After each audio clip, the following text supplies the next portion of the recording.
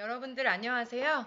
이번 시간에도 2021년 정보처리 기능사 필기 쉬운 설명으로 하루 25분 투자해서 자격증 취득까지 우리 수업을 한번 시작해 보겠습니다. 여러분들 정보처리 기능사 필기 4과목 정보통신 일반 4장 정보통신 설비 계속적으로 수업을 시작해 보겠습니다. 네, 65번째네요, 벌써. 다중화기에 대한 내용이고요. 다중화기의 특징부터 우리가 한번 천천히 알아보겠습니다. 이 다중화기, 그죠? 멀티플렉서. 이거는 하나의 통신회선에 여러 개의 단말 장치가 동시에 접속해서 사용할 수 있도록 하는 장치입니다. 그래서 우리가 선은 하나인데 단말 장치가 여러 개 있어서 여러 개의 단말 장치가 동시에 접속할 수 있도록 하는 장치. 이것을 MUX, 멀티플렉서, 그래서 다중화기라고 합니다. 다중화란 하나의 고속통신 회선을 다수의 단말 장치가 공유할 수 있도록 하는 것입니다. 그래서 이 다중화기에는 주파수 분할 다중화기 또 시분할 다중화기가 있다는 거 여러분들이 좀 체크를 해주시면 되겠고요. 다중화기에 대한 어떤 문제가 출제가 되고요. 다중화기는 하나의 통신 회선에 여러 개의 단말 동치가 동시에 접촉하는 것, 그것을 특징을 꼭 정리하시면 좋을 것 같습니다. 또 주파수는 뭘까요? 네, 주파수는 이 단위 시간, 그죠? 1초 내에 신호 파향이 반복되는 횟수를 나타낸 것. 단위는 헤르츠라는 것만 또 체크를 해주시면 될 것 같습니다. 그리고 또 여러 단말 장치가 같은 장소에 위치하는 경우에는 다중화 기능을 이용해서 전송로의 수를 감소시킬 수가 있다는 거. 그리고 통신회선을 공유함으로써 전송 효율을 높이고 또 통신회선의 경비를 줄일 수 있다는 장점이 있다는 거 여러분들이 꼭 체크를 해주시면 될 것 같습니다. 그래서 우리가 이 어떤 단말기들이 이렇게 있죠. 여러 가지. 그죠? 근데 이것을 하나의 선으로 이렇게 움직여서 이렇게 동시에 접속할 수 있는 어떤 장치, 그것들이 우리가 다중화기라고 한다는 거 여러분들이 체크를 다시 한 번만 해주시기 바랍니다. 다음은 우리가 시험에도 조금씩 출제 나는 부문 중에 통신 프로토콜이 있습니다. 이 통신 프로토콜은 뭐냐면 어떤 약속, 통신 규약 이렇게 여러분들이 이해해 주시면 될 것 같은데요.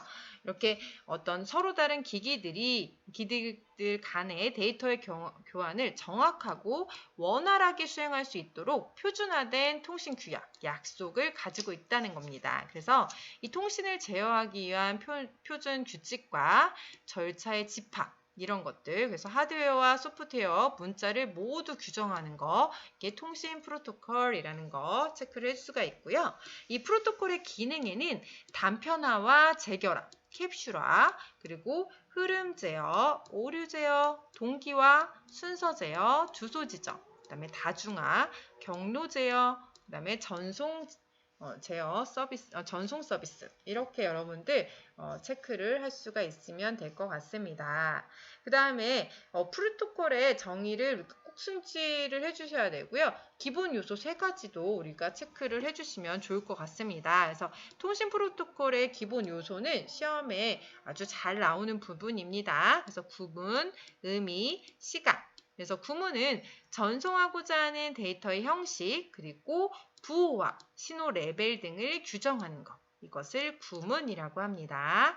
또 의미는 두 기기 간의 효율적이고 정확한 정보 전송을 위해서 협조 사항과 오류 관리를 위한 제어 정보를 규정하고 있습니다. 그게 의미라고 하고요. 시간은 뭘까요? 네, 두 기기 간의 통신 속도, 메시지의 순서 제어 등을 규정하는 것. 이것을 시간이라고 합니다. 구문, 의미, 시간. 이게 기본 3요소라는 거 여러분들 잊지 마시기 바랍니다. 다음은 프로토콜의 전송 방식을 우리가 하나 볼 수가 있는데요. 이 프로토콜은 전송하고자 하는 데이터 프레임의 이 구성에 따라 문자 방식과 바이트 방식, 비트 방식으로 구분되고 있습니다. 그래서 문자, 바이트, 비트 이렇게 구분이 되는데요. 이 먼저 문자 전송 방식은 전송 제어 문자, SOH, STX, ETX, EOT 등을 사용해서 데이터 프레임의 시작과 끝을 나타내는 방식입니다. 그래서 대표적인 프로토콜은 BSC가 있다는 거 여러분들 체크를 해주시면 될 것 같습니다. 그리고 바이트 방식도 있습니다. 이것은 데이터의 프레임의 헤더에 전송 데이터의 프레임의 문자 개수, 메시지 수신 상태 등의 제어 정보를 삽입해서 전송하는 방식으로서 대표적인 프로토콜은 DDCM이 있다는 거 체크를 해주시고요. 또 비트 방식이 있는데요. 이 비트 방식은 데이터 프레임의 시작과 끝을 나타내는 고유한 비트 패턴, 플래그를 삽입해서 전송하는 방식입니다. 대표적인 프로토콜은 HDLC와 SDLC 이런 것들이 있다는 것만 또 체크를 한번 해주시면 될 것 같습니다. 다음은 이게 이제 시험에 제일 잘 나오는 부분 중에 하나입니다. OSI 7계층입니다. 이 OSI라는 것은 무엇일까요? 네, 참조 모델은 다른 시스템에 관해 이 OSI 참조 모델은 다른 시스템 간의 어떤 원활한 통신을 위해 국제표준화기구에 제안한 통신 규약을 이 OSI 7계층이라고 하는데요. 개반형 시스템 간의 어떤 데이터 통신 시에 필요한 장비 및 처리 방법을 7단계로 표준화해서 규정을 하고 있습니다. 그래서 계층이 이 물리 계층부터 응용 계층까지 이렇게 올라올 수가 있는데요. 물리 계층은 물리적, 기계적, 정기적인 접속을 제외하는 것. 그래서 절차적 특성을 정의하는 것. 최하위 계층이 이 물리 계층이고요. 데이터 링크 계층이 있습니다. 이 데이터 링크 계층은 어떤 두 개의 인접한 두 시스템 간의 데이터의 송수신. 이것을 이야기하고요. 그래서 이게 표준이 어떤 것들이 있냐면 HDLC, LLC, LAPB 이런 것들이 있는데요. 어떤 표준들이 있다는 거 체크를 해줄 수가 있고요. 네트워크 계층을 이제 세 번째 단계로 볼 수가 있는데요. 이것은 어떤 네트워크 계층은 이 개방 시스템들에 간의 네트워크 연결. 그래서 이 연결을 관리하는 어떤 데이터의 교환 및 중계 기능을 하는 거. 정보의 교환 및 중계 기능을 할 때 이 네트워크 계층을 씁니다. 그리고 트랜스포트 계층이라고 할 수가 있는데요. 다음 전송 계층이라고도 합니다. 그래서 종단 시스템, end 간의 연결을 통해서 데이터를 전송하는 것. 그래서 어떤 투명한 데이터 전송을 가능하게 하는 게 트랜스포트 계층이라고 할 수가 있고요. 또 세션 계층이 있습니다. 세션 계층은 어떤 개체들 간의 이 세션, 일종의 대화 통로를 개설하고 관리하고 복구하는 것까지 할 수 있는 것. 이게 세션 계층이라고 합니다. 그래서 이 세션 계층은 이렇게 어떤 여러 가지 개체들 간의 관련성을 유지하고 대화 제어를 담당하는 계층이라는 거. 다음은 표현 계층이 있는데요. 이 표현 계층은 이 응용 계층으로 어떻게 부여받은 데이터를 세션 계층에 보내기 전에 통신에 이렇게 이제 적당한 형태로 변환하고 세션 계층에서 받은 데이터는 응용 계층에 맞게 변환하는 어떤 기능. 그래서 개체 간에 교환되는 정보 표현 형식을 차이를 해결합니다. 해결해주면서 텍스트의 어떤 압축, 암호화, 구문의 변화 등의 기능을 가지고 있습니다. 다음은 응용 계층, 마지막 계층인데요. 응용 프로세스 간의 어떤 정보 교환, 최상위 계층이라고 볼 수가 있습니다. 그래서 이런 것들 계층에 우리가 체크를 할 수 있다는 것을 볼 수가 있습니다. 다음은 이 통신망의 어떤 개요에 대해서, 망의 구성 형태에 대해서 한번 알아보겠습니다. 이 통신망은 정보를 전달하기 위해서 통신 규약에 의해서 연결한 통신 설비의 집합을 이 통신망이라고 합니다. 이 망의 구성 형태를 한번 볼게요.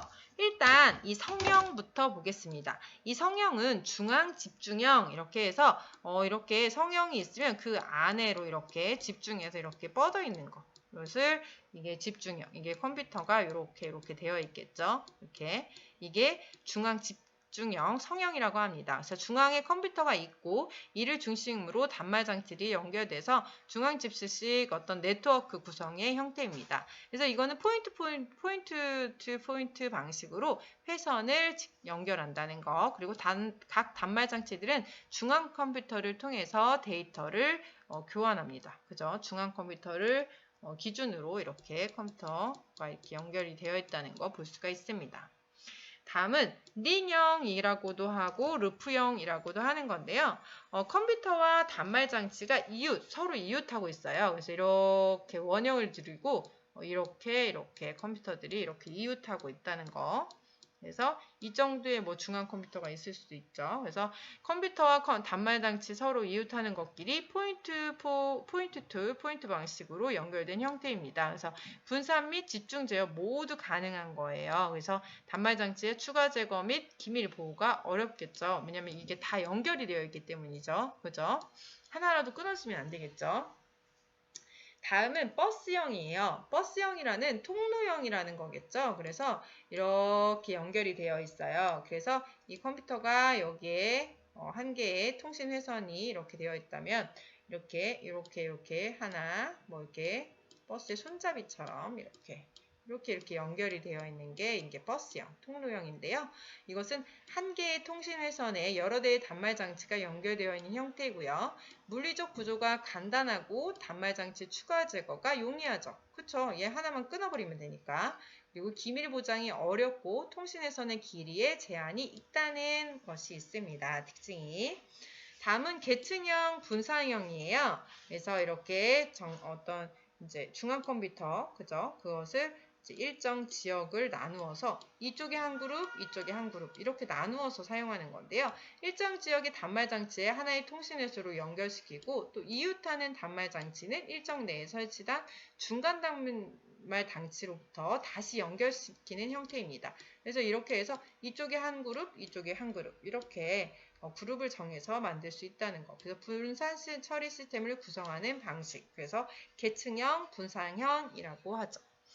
다음은 망형입니다. 망형은 당연히 이렇게 되어 있습니다. 이렇게 이렇게 연결이 돼 있어요. 망으로. 그쵸? 그래서 여기에 하나 이렇게 그래서 여러 가지가 이렇게 연결이 이렇게 별표처럼도 연결돼 있고 이렇게 연결. 모든 지점이 컴퓨터와 단말 장치로 서로 연결한 형태를 이야기하죠. 그래서 이 많은 단말 장치로부터 많은 양의 통신을 필요로 하는 경우에 유리하고요. 그래서 이런 통신 장치들 한번 볼 수가 있고요. 이 망의 구성 형태를 여러분들이 한번 이해하시고 넘어가시면 좋을 것 같습니다.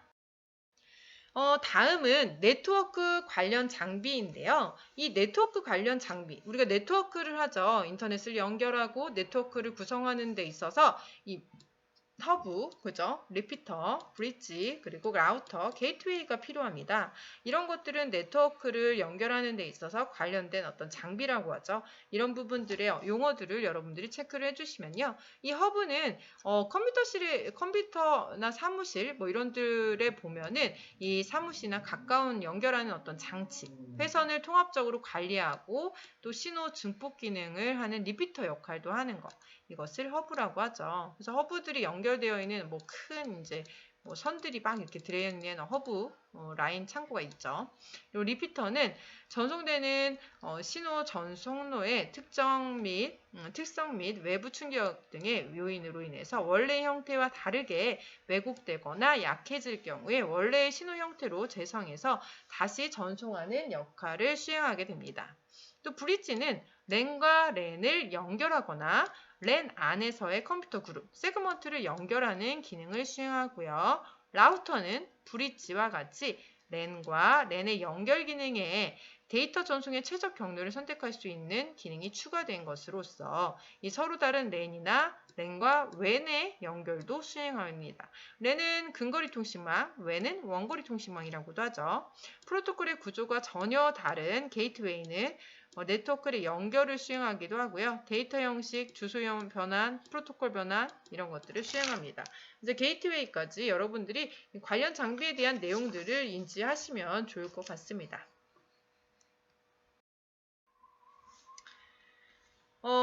다음은 이 정보 교환망 중에 회선 교환망을 우리가 한번 보시겠는데요. 이 회선 교환망은 통신을 원하는 두 지점을 교환기를 이용해서 물리적으로 접속시키는 방식입니다. 그래서 물리적으로 접속시킬 때 기존의 음성 전화망이 대표적이고요. 이 특징에는 데이터 전송 전에 먼저 통신망을 통한 연결이 필요하고요. 일단 접속이 되고 나면 그 통신회선은 전용회선에 의한 통신처럼 데이터가 전달됩니다. 또 접속에는 긴 시간이 소요되는데 일단 접속되게 되면 전송 지연이 거의 없어서 실시간 전송이 가능한 게 이 회선 교환망 통신이라는 거 볼 수가 있습니다. 다음은 메시지 교환망이에요. 메시지 교환망. 메시지 교환망은 교환기가 일단 이 송신 측의 메시지를 받아서 저장한 후에 전송 순서가 되면 수신 측으로 바로 전달하는 것, 전송하는 것을 이야기합니다. 그래서 이것의 특징에 보면요. 각 메시지마다 전송 경로를 결정하고요. 수신 주소를 붙여서 전송하게 됩니다. 또한 전송 메시지는 이 교환기의 기억 장치에서 일정 기간 동안 저장돼서 추후 검색이 이제 가능하다는 거. 그다음에 같은 내용의 메시지를 여러 곳에 전송할 수 있습니다. 또 전송 지연 시간이 매우 길게 되고요. 응답 시간이 느려서 대화형 데이터나 전송이나 반송망에는 부적절하겠죠.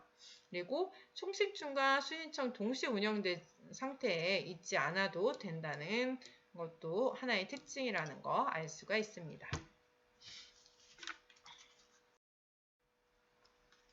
다음은 패킷 교환망입니다. 이 패킷 교환망을 우리가 보시면요. 패킷 교환망은 이 메시지를 일정한 길이와 패킷으로 이렇게 슬라이스, 잘라서 전송하는 방식입니다. 그래서 이 패킷은 장애 발생 시에 재존성을 위해 패킷 교환기에 일시 저장해 놓았다가 곧 전송되면 전송이 끝난 후에 폐기됩니다. 그래서 이 패킷이라는 거 체크를 해주시고요.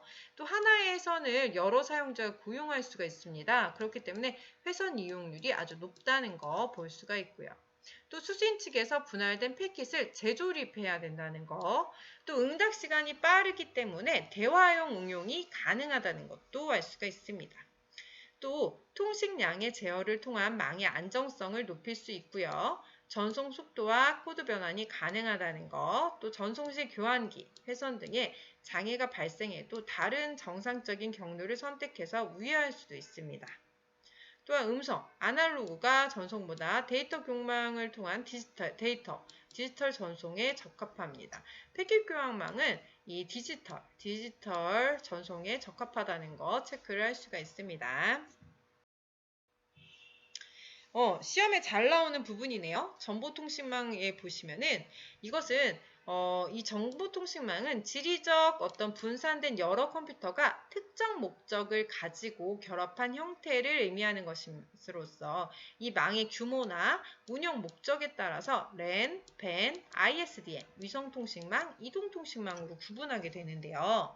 일단 근거리 통신망, LAN은 근거리 통신망이 됩니다. 이 근거리 통신망 시험에 잘 나옵니다. 근거리 통신망은 광내용 통신망과 달리 학교나 어떤 회사, 연구소, 그래서 작은 어떤 한 건물이나 일정 내에서 컴퓨터나 단말 장치 등을 고속 전송 회선으로 연결해서 프로그램 파일 또는 주변 장치를 공유할 수 있도록 한 네트워크 형태. 그래서 근거리이기 때문에 학교나 회사, 연구소, 한 건물에서 일정 지역 내에서 사용하는 거.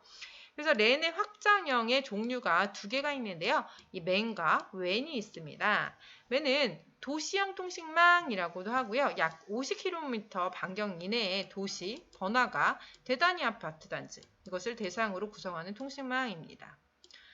또한 웬은 앞에서도 말씀드렸지만 원거리 통신망, 웬. 그래서 랜이 모여서 여러 개의 랜이 모여서 그들 간의 고속 전송이 가능한 전용 회선으로서 연결된 광역 통신망. 그래서 넓게 고속이 가능한 광역 통신망을 웬이라고 합니다. 시험도 나오는 벤이 있습니다. 부가가치 통신망. 예, 부가가치라고 써있죠. 그런 것처럼 기간통신 사업자로부터 회선을 임대해서 하나의 사설망을 구축하고 빌리는 거예요. 빌려서 이제 구축하고 이를 통해서 정보의 추적, 가공, 변환 처리 등 가치를 첨가한 후에 부층적 다수를 대상으로 서비스를 제공하는 통신망, 이것을 부가가치 통신망이라고 합니다. 그래서 이 부가가치 통신망도 여러분들이 좀 체크를 하시면서 이해를 해주시면 좋을 것 같습니다. 다음은 ISDN 종합정보통신망이라고 하는데요. 이 ISDN 종합정보통신망도 시험에 잘 나오죠. 그래서 통신 방식 및 전송로가 모두 디지털 방식이라는 거. 그래서 단일 통신망으로 음성, 문자, 영상 등의 다양한 서비스를 종합적으로 제공하기 때문에 종합통신망이죠. 고속통신이 가능하게 됐고요. 확장성과 재배치성이 좋다는 장점을 가지고 있습니다. 또한 64kbps의 1회선 교환 서비스가 기본이고요. 통신망 교환 접속의 기능에는 회선 교환 방식과 패킹 교환 방식이 있다는 거 알 수가 있습니다. 다음은 ADSL이라고 나와 있죠. 이 부분, 이것은 ADSL은 이 비대칭 디지털 가입자 회선이라고 합니다. 그래서 기존 전화선을 이용해서 주파수가 서로 다른 음성 데이터, 저주파와 디지털 데이터, 고주파를 함께 보내는 방식의 비대칭 디지털 가입자 회선입니다.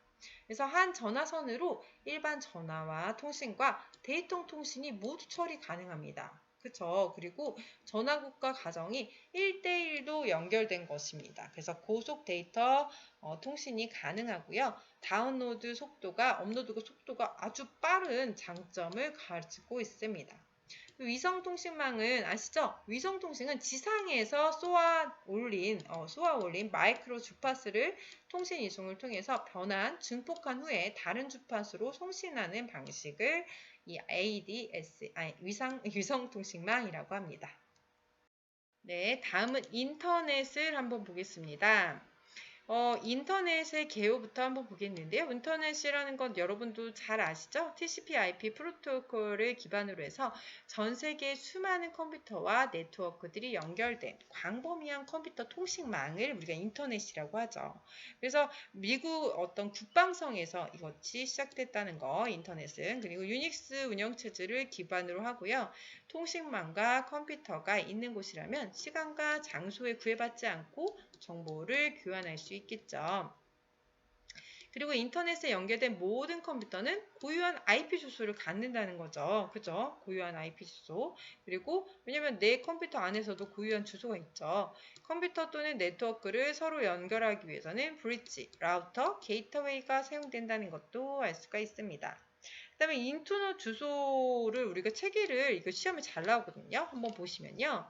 인터넷에 연결된 모든 컴퓨터의 자원을 구분하기 위한 고유한 주소죠. 숫자로 8비트씩 4부분으로 나누고 32비트로 구성되어 있습니다. 각 부분은 뭐뭐점으로 기억이 되죠. 구분되고 IP 주소는 네트워크 부분에 따라 A 클래스, E 클래스까지 총 5단계로 구성되어 있고요.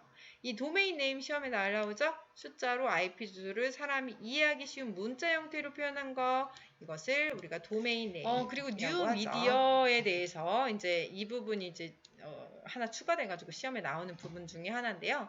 정보를 주고받는 대화 형식의 상호 형식이 가능한 쌍방향성, 그리고 특정 계층을 목표로 한 탈대중화, 지역적 공간에 구애받지 않는 어떤 광대역성을 가지고 있죠. 특징이.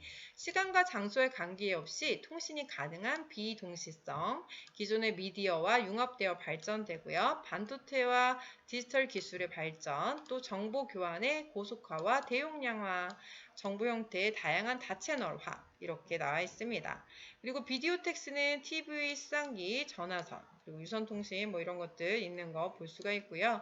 텔레텍스, 텔레텍스트 이런 거 시험에 한 번씩 나오거든요. 그래서 한번 체크하라고 여러분들 떴는데요. 텔레텍스는 어떤 텔렉스 가입 전신과 워드프로스 문서 편집기, 텔렉스 가입 전신과 문서 편집기가 더해진 게 텔레텍스. 텔레텍스트는 문자 다중방송. 그래서 TV 전파에 문자나 어떤 도형, 정보 신호를 함께 보내서 수신 단말 장치를 TV 화면으로 볼 수 있는 단방향 방송 서비스를 이야기합니다. 그래서 이런 부분들을 여러분들이 체크하셔서 시험에 보시면 좋을 것 같습니다.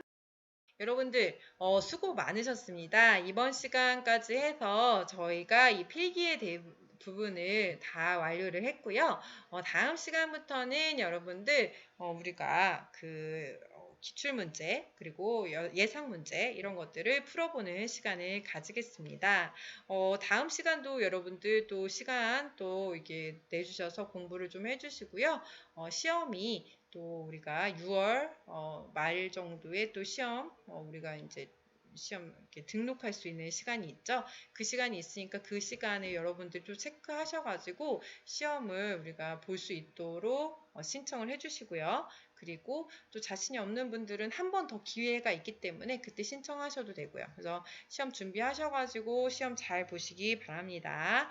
다음 시간에 또 뵙겠습니다. 감사합니다.